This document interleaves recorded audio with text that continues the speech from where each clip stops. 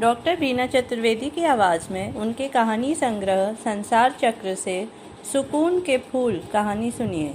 यह कहानी 4 बेटियों और एक बेटे की माँ की कहानी है। पति के देहांत के बाद बेटे ने माँ की कतई परवाह नहीं की, जबकि बेटियों की बदौलत उनकी उजड़ती बगिया में सुकून के फूल खिलने लगे थे। सुनिए कहानी सुकून के फूल। सूर्योदय से पूर्व उठने वाली मालती बहू आज अभी तक क्यों नहीं उठी? सारा घर धूप की गर्मी से तप रहा है और बहू अभी तक सोई हुई है। झुमकी जा, देखकर आ कि क्या बात है। मालती की सास चंपा देवी चिंतित होने लगी। मालती के पैर फिर से भारी हैं। समय नज़दीक आ रहा है। हकीकत यह है कि पुत्र की आशा में हर तीसरे वर्ष मालती एक कन्या का जन्म हो रहा था। वो 4 बेटियों की माँ बन चुकी है। घर वाले सब आशा लगाए बैठे हैं कि शायद इस बार पुत्र हो जाए। दादी चंपा देवी की पोते की लालसा ने मालती को शारीरिक और मानसिक रूप से काफ़ी कमज़ोर कर दिया है। चंपा देवी सबके सामने रो रो कर कहती हैं कि देखो तो सही, मेरे बेटे बसंत की अभी उम्र ही क्या है। इस छोटी सी उम्र में 4 बेटियों का बाप बन गया। अब इसका क्या होगा?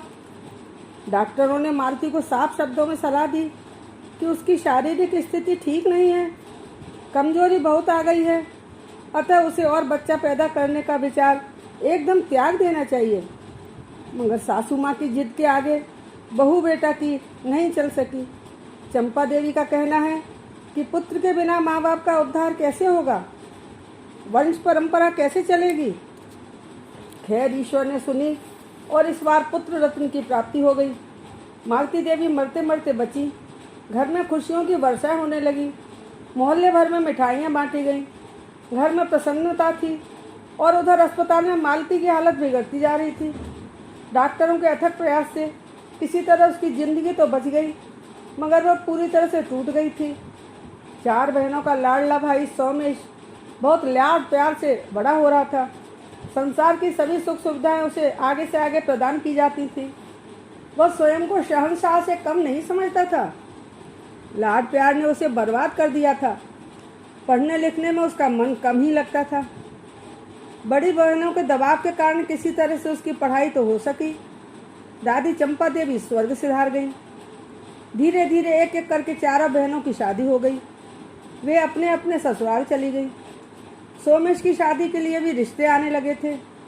एक संपन्न परिवार में माता पिता की एक इकलौती बेटी क्षमा के साथ सोमेश की शादी धूमधाम से संपन्न हो गई। समय का पहिया अपनी गति से घूम रहा था। दोनों बड़ी बेटियां आकांक्षा और अदिति की शादी इसी शहर के एक प्रतिष्ठित परिवार में हुई थी। इनका अपना बहुत बड़ा कारोबार था। ये दोनों आती जाती रहती थीं। इन लोगों का आना क्षमा को अच्छा नहीं लगता था, मगर उसका वश नहीं चलता। दोनों बहनें बहुत ही होशियार, समझदार और व्यवहार कुशल थी। इनके ससुराल में इनका बहुत सम्मान था। दोनों की शादी एक ही घर में हुई थी। दोनों छोटी बहनों के पति विदेशी कंपनियों में काम करते थे। ये दोनों अपने अपने पतियों के साथ विदेश चली गई। महिमा अमेरिका में और गरिमा ऑस्ट्रेलिया में थी। वर्ष में ये लोग एक बार अपने देश आते थे। इनका कार्यक्रम एक साथ ही बनता था। जब महिमा और गरिमा अपने पतियों के साथ यहाँ आ जाती, तब मालती के घर में बड़ी रौनक हो जाती। 4 बेटियाँ उनके पति और बाल बच्चों के साथ घर में रौनक छा जाती।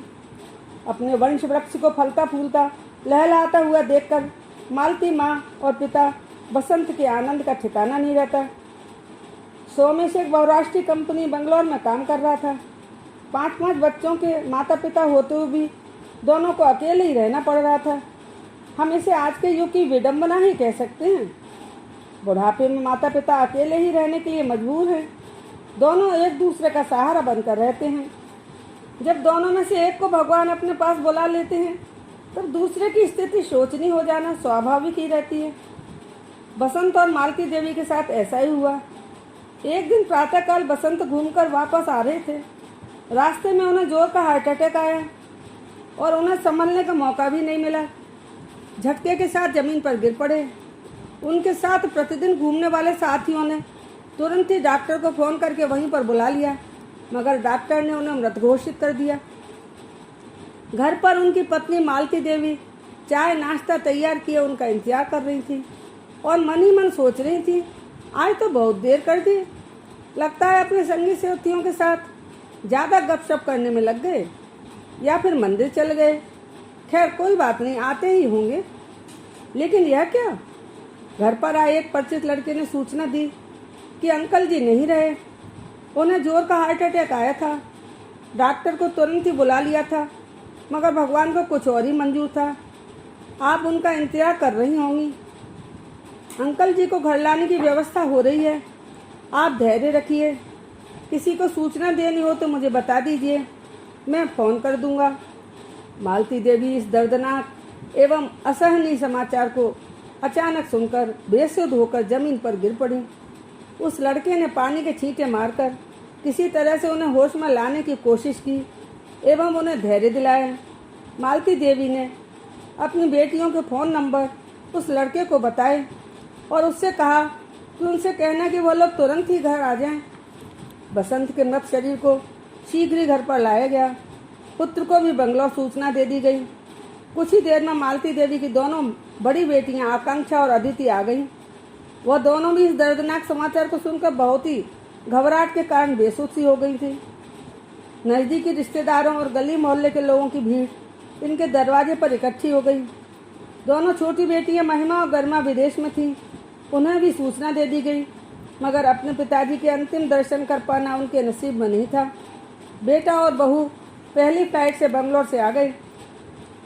अपने पिताजी का अंतिम संस्कार कर देने के बाद अगले दिन ही सोमेश ने घोषणा कर दी कि मैं पिताजी के सभी कामकाज 4 दिनों में निपटाकर बंगलौर वापस चला जाऊंगा, क्योंकि इससे अधिक छुट्टियां मैं नहीं ले सकूंगा। बेटा बहू ने रात में सलाह करके मालती देवी से 5-7 कोरे कागजों पर उनके हस्ताक्षर ले लिए। सोमेश और बहू क्षमा ने सोचा कि इस समय चारों बहनें नहीं हैं और माताजी को सब बातों की अधिक जानकारी भी नहीं है, और वैसे भी माताजी इस समय इतने बड़े सदमे में हैं, अतः अवसर का लाभ उठा लें। अगले दिन बैंक जाकर सोमेश ने सारे आभूषण, नकदी, सावधि जमा योजनाओं के कागजात सब अपने कब्जे में ले लिए।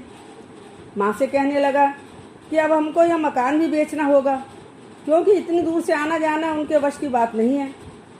माँ ने मकान बेचने की बात को सख्ती से स्पष्ट रूप से मना कर दिया। सोमेश ने बड़े हितैषी बनकर माँ से कहा कि वह थोड़ा बहुत सामान लेकर हम लोगों के साथ चलने के लिए तैयार हो जाएं। कुछ समय पश्चात पुनः चक्कर लगा लेंगे। इस बीच आप मकान बेचने के बारे में अच्छी तरह से सोच विचार करके निर्णय ले लेना। माँ बेचारी हाँ या ना करने की हालत में थी नहीं। बेटे बहू की इच्छानुसार यंत्रवत सब करती गई। बसंत जी की दोनों छोटी बेटियां विदेश से अभी तक आ भी नहीं पाई थीं। सोमेश अपनी पत्नी और माँ को लेकर 4-5 दिनों बाद ही बंगलौर के लिए रवाना हो गया। बसंत जी के स्वर्गवास होने के अगले दिन ही इनकी बड़ी बेटियों आकांक्षा और अदिति के घर में एक जवान मौत हो गई। इस कारण ये दोनों अपनी ससुराल से शीघ्र ही अपने मायके नहीं आ सकी। सोमेश ने अपनी बड़ी बहनों को यह बताना भी उचित नहीं समझा कि वो पिताजी के कर्मों को आनंद फानंद में निपटाकर बंगलौर जा रहा है। सोमेश बंगलौर में एक फ्लैट में 10वीं मंजिल पर रहता था। यहाँ आने के बाद ये लोग अपनी नियमित दिनचर्या में पूर्ववत व्यस्त हो गए। मालती देवी की दिनचर्या को तो बस ग्रहण लग चुका था। फ्लैट की घुटन भरी जिंदगी उन्हें रास नहीं आ रही थी। सोमेश के ऑफिस जाते ही उनकी पत्नी क्षमा अपनी सहेलियों के साथ किटी पार्टी, शॉपिंग और ताश जैसे खेलों में मस्त हो जाती थी। दोनों बच्चे पढ़ने चले जाते थे। क्षमा बाहर जाते समय अपने बड़े कमरे में ताला डाल जाती थी। टीवी इसी कमरे में था। मालती देवी अकेली अपने कमरे में पड़ी रहती। इस प्रकार की दयनीय स्थिति के कारण वह तनाव में रहने लगी। जब वह जयपुर के अपने घर में रहती थी तब पड़ोस की महिलाएं, बच्चे आदि आते जाते रहते थे। उन्हें कभी भी अकेलापन नहीं लगता था। इसके अलावा वहाँ इतने रिश्तेदार, दोस्त आदि थे कि सबका आना जाना बना रहता था। शाम को अपने पति के साथ पार्क या मंदिर जाती थी।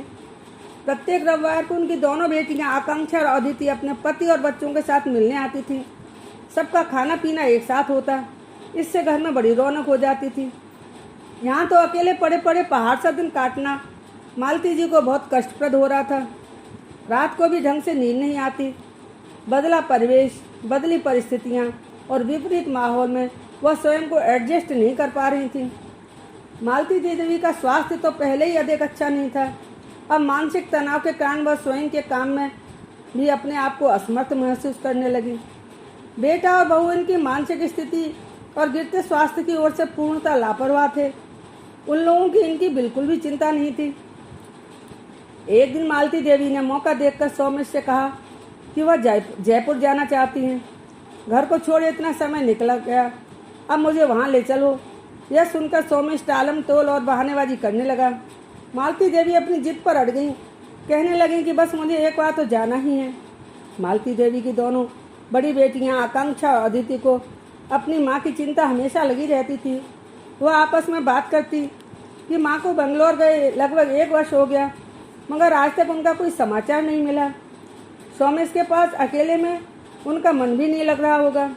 अब क्या किया जाए? सौमेश और क्षमा अपनी दीदियों से बात तक नहीं करता था। सौमेश मालती जी की सबसे छोटी संतान था। उसका फ़ोन नंबर या के पता तक भी उसने इन लोगों को नहीं दे रखा था। अतः उनकी समझ में नहीं आ रहा था कि माँ के समाचार कैसे लें। एक दिन दोनों बड़ी बहनें बिना सूचना दिए फ्लाइट पकड़कर बंगलौर पहुँच गई। इन दोनों को देखकर सौमेश और क्षमा हड़बड़ा गए। दोनों बेटियों ने जब माँ की इतनी खराब हालत देखी तो इन्हें बड़ा दुख हुआ।